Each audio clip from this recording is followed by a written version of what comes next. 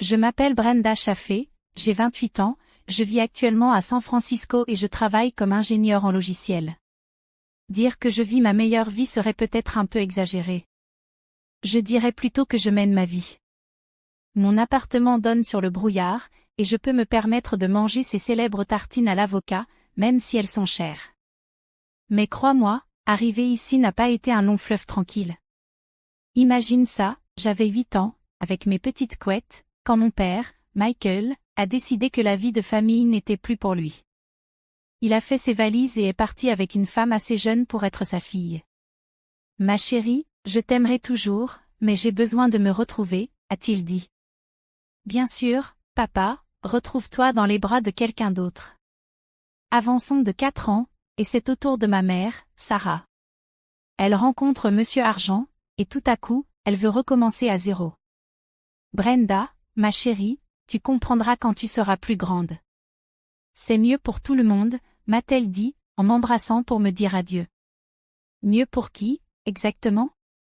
Heureusement, ma grand-mère Elena est entrée en scène, sans poser de questions. Brenda, ma douce fille, nous allons surmonter tout cela ensemble, disait-elle en me serrant dans ses bras chaleureux, parfumés à la cannelle, qui me faisaient toujours sentir chez moi. Ne te méprends pas, je vais bien. J'ai un excellent travail chez TechCorp, où j'ai rencontré ma meilleure amie, Deborah. C'est elle qui m'a finalement convaincue d'essayer la thérapie. Ma chère, tu as plus de bagages qu'un carrousel d'aéroport. Il est temps de déballer tout ça, m'a-t-elle dit, à notre 3e verre de vin, un soir. Alors me voilà, en train de tout déballer avec le docteur Patterson tous les mardis. Brenda, comment vous sentez-vous par rapport à l'abandon de vos parents, me demandait-il. Comment penses-tu que je me sens, docteur? Comme si je participais à la prochaine grande histoire d'abandon en Amérique, lui ai-je répondu. Au moment où je pensais que je commençais à me reconstruire, la vie m'a encore frappée. Ma grand-mère Elena, la seule vraie mère que j'ai eue, est décédée. J'étais dévastée, noyée dans la tristesse et les souvenirs de ces câlins parfumés à la cannelle. Puis vint la surprise, elle m'avait laissé une fortune. De l'argent sérieux, du genre à faire tomber la mâchoire d'un PDG de la Silicon Valley. Et devine quoi? Tout à coup, mon téléphone s'est mis à sonner, avec des appels de 2 personnes que je n'aurais jamais pensé entendre à nouveau. Brenda, ma chérie, c'est ton père. J'ai entendu parler d'Elena. Je pense qu'il est temps de renouer. Ma chérie, c'est ta mère. Je suis désolée pour ta grand-mère, nous devons parler.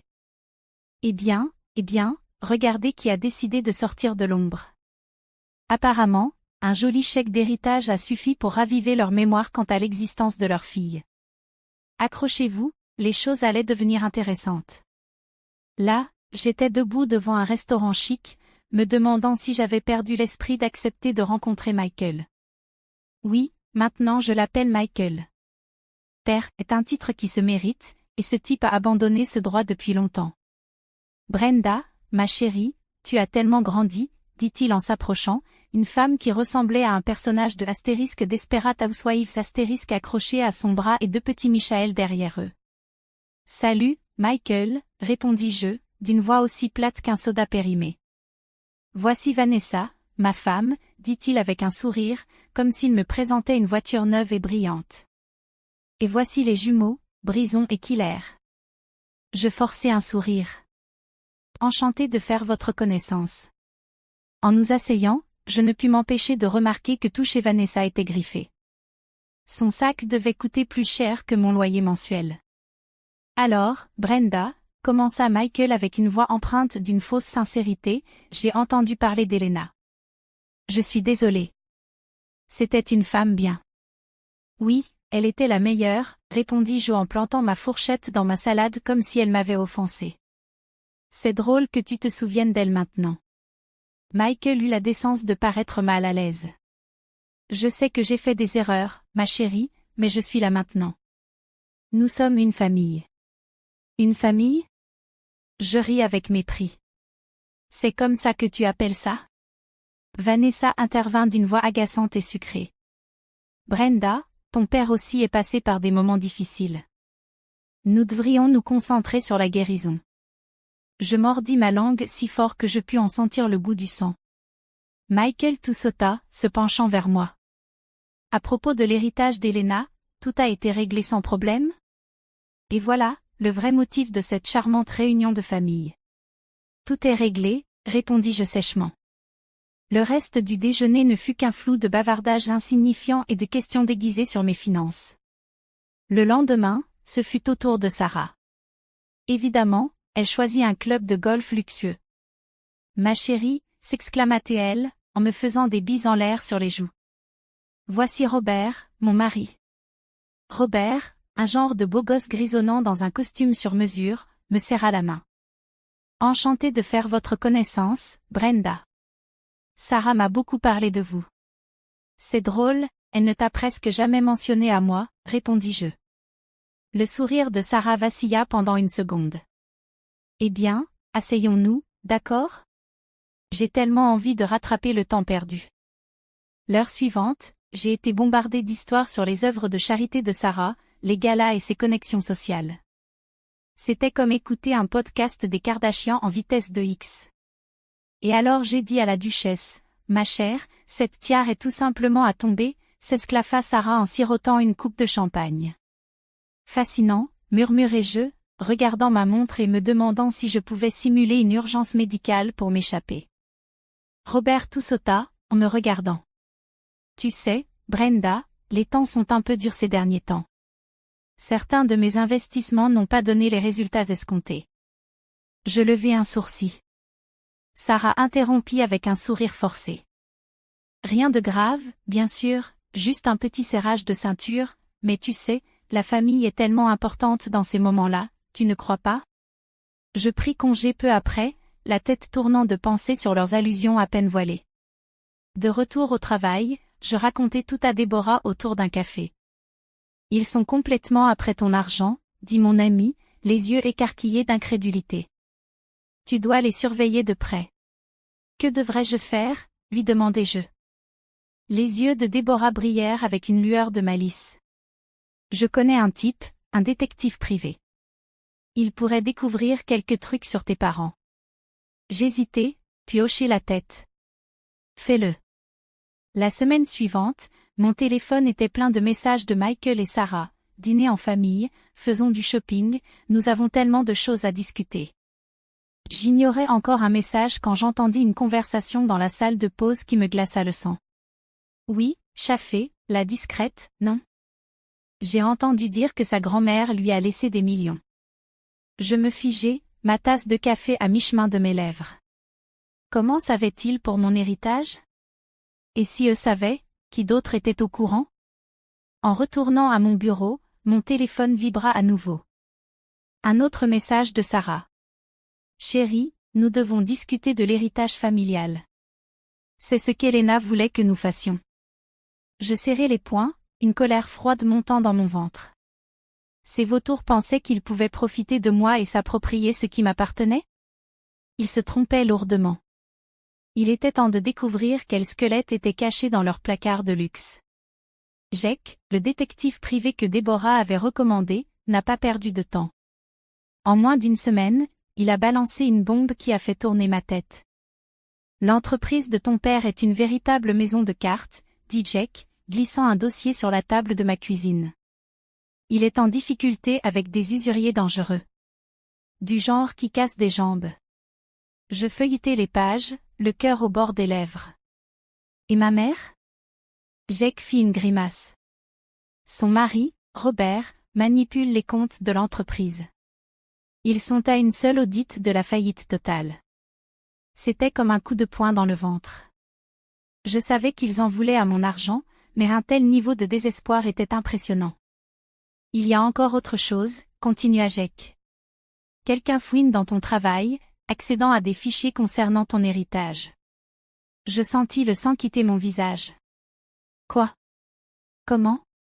Jake haussa les épaules. Ça pourrait être quelqu'un de l'intérieur. Un collègue se comporte-t-il de manière suspecte? Mon esprit s'emballa, me rappelant des ragots entendus dans la salle de repos et de l'intérêt soudain de personnes qui ne m'avaient jamais prêté attention auparavant. Tout commençait à prendre sens. J'ai une idée, dis-je, en élaborant un plan dans ma tête. Tu pourrais organiser une réunion avec un conseiller financier, fictif? Jake sourit. Maintenant tu commences à réfléchir. Je connais l'homme parfait. Le lendemain, j'invitai à la fois Michael et Sarah à des réunions séparées avec mon conseiller financier pour discuter de mon héritage. Ils ont sauté sur l'occasion, comme des requins sentant l'odeur du sang. Lorsqu'ils sont arrivés au bureau, les expressions sur leur visage étaient inestimables. Michael devint livide, tandis que le front botoxé de Sarah réussissait à se plisser de surprise. « Qu'est-ce qui se passe ici ?» s'exclama Michael. Je souris doucement. Oh, je me suis dit que nous pourrions parler de mon héritage ensemble. N'est-ce pas ce que fait une famille? Durant l'heure suivante, j'ai exposé tout ce que Jake avait découvert, les affaires en faillite de Michael, le détournement de fonds de Sarah et Robert, et l'intrusion dans mon travail. À chaque révélation, ils devenaient de plus en plus désespérés, commençant à se disputer comme des chiens enragés. Tu m'avais dit que tu avais besoin d'argent pour le fonds universitaire des garçons, cria Sarah à Michael. Ah, s'il te plaît, comme si tu étais mieux, rétorqua Michael. Tu as tenté d'incriminer ta propre fille pour espionnage industriel. Ma mâchoire se décrocha. Sarah eut au moins la décence d'avoir l'air embarrassée. Ça n'était pas censé aller aussi loin. Nous avions juste besoin d'accéder à tes dossiers, bégaya-t-elle. Je me levai, tremblant de colère. Dehors, tous les deux. Et ne me contactez plus jamais. Alors qu'il partait, la queue entre les jambes, je vis Jake dans le coin, me faisant un signe de pouce en l'air. Toute la confrontation avait été enregistrée. Les conséquences furent rapides et brutales. Mon collègue Tim, du département de la comptabilité, avoua avoir été soudoyé par Sarah pour obtenir des informations sur mes finances. Quelques jours plus tard, Michael apparut à mon appartement avec les jumeaux, tentant de me culpabiliser pour que je l'aide. Brenda, pense à tes frères. Ils ont besoin de toi, implora-t-il. Je claquai la porte au nez. Ils avaient besoin d'un père présent, pas d'un raté en quête d'argent. La tentative de Sarah de m'incriminer pour espionnage industriel fut la goutte de trop. Il me fallait un plan, et vite. On les a dans la paume de la main, dit Déborah, tandis que nous analysions les preuves dans mon salon. Maintenant, il ne reste plus qu'à serrer. J'acquiesçai, une détermination froide m'envahissant. On va en finir une bonne fois pour toutes. J'aimerais pouvoir dire que je me sentais mal pour ce que j'étais sur le point de faire, mais après tout ce qu'il m'avait fait subir, c'était simplement une question de justice. D'abord, le détournement de fonds de Robert. J'ai fait une dénonciation anonyme à la SEC, et ils ont perquisitionné son bureau plus vite qu'on ne peut dire délit d'initié. Chérie, il y a eu une terrible erreur, entendis-je Robert parler au téléphone devant le bâtiment de la SEC. La seule erreur, c'était de croire qu'il pouvait s'en prendre à moi et s'en sortir sans conséquence. Quant à Michael, disons simplement que ses amis usuriers ont reçu une mise à jour intéressante sur son emplacement. La dernière fois que j'ai eu des nouvelles de lui, il a été vu montant dans un bus pour le Mexique, jetant un coup d'œil derrière lui toutes les 5 secondes. Mais le coup de grâce fut cette confession enregistrée. Je l'ai remise au service juridique de mon entreprise, et soudain, toutes les rumeurs d'espionnage industriel se sont rapidement évanouies. Brenda, nous te devons des excuses, dit mon patron, embarrassé. Et, une augmentation substantielle, si cela t'intéresse. Je souris, mais mon esprit était déjà ailleurs. En fait, je suis prête pour un nouveau défi. Déborah s'est lancée à fond lorsque je lui ai présenté l'idée, notre propre entreprise de technologie. Fille, tu parles ma langue. Nous avons utilisé une partie de mon héritage pour démarrer l'affaire, mais ce n'était pas tout. La maison de grand-mère Elena? Je l'ai transformée en un refuge pour enfants abandonnés ou maltraités. Cela semblait juste, comme si elle continuait à aider les gens même après son départ. Cet endroit va changer des vies, dit Déborah alors que nous étions devant le refuge fraîchement rénové. J'acquiesçai, sentant un nœud dans la gorge. Ça change déjà.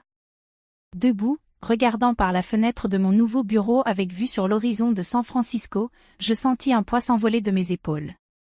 Le passé était derrière moi. L'avenir m'appartenait. L'histoire est terminée, Mais j'ai une question pour vous, si vous étiez à ma place, auriez-vous dévoilé les manigances de vos parents ou leur auriez-vous donné une autre chance? La famille, c'est compliqué, non? Laissez vos pensées dans les commentaires.